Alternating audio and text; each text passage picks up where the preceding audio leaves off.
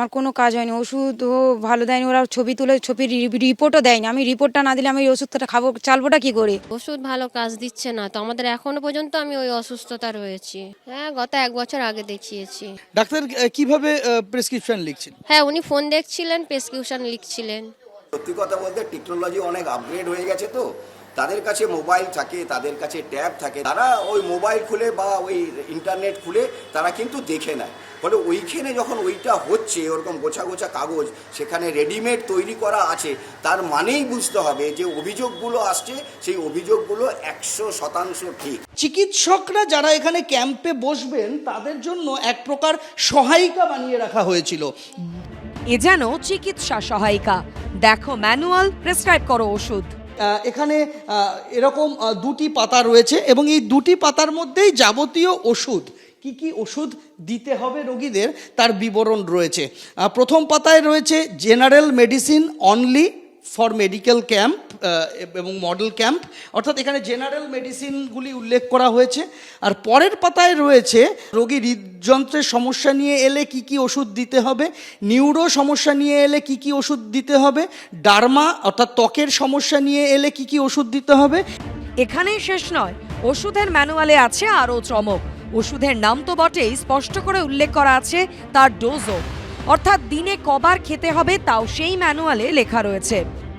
ওষুধ কি ডোজে দেওয়া হবে, কতবার দেওয়া হবে এবং কোন রোগীকে কোন ওষুধ দেওয়া হবে, এটা সবটাই কিন্তু চিকিৎসক ঠিক করেন এবং সেটা দেখবেন যে ওই যে কাগজটির নিচে চিকিৎসক সই করেন, তারপরেই সেটা একটা বৈধ একটা ওষুধের স্ক্রিপ্ট বলুন বা প্রেসক্রিপশন বলুন, সেটার একটা বৈধতা পায়।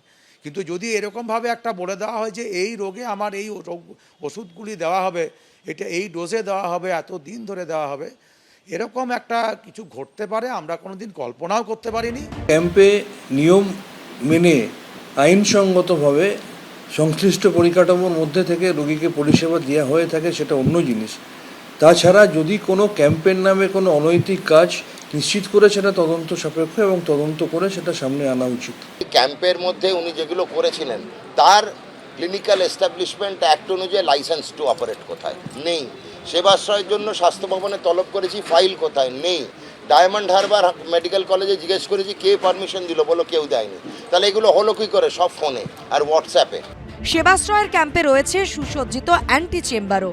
এখানে চিকিৎসকদের বসার জায়গা রয়েছে, কিন্তু তার মাঝখানে একটা জিনিস চোখ টানতে বাধ্য, তা হচ্ছে এই অ্যান্টি চেম্বার কথাটা। এই অ্যান্টি চেম্বার কার জন্য তৈরি হয়েছিল? সেবাশ্রয় 2-এর যে ক্যাম্প, সেই সেবাশ্রয় 2-এর ক্যাম্পে এসে এই অ্যান্টি চেম্বারের দেখা পাওয়া গেল।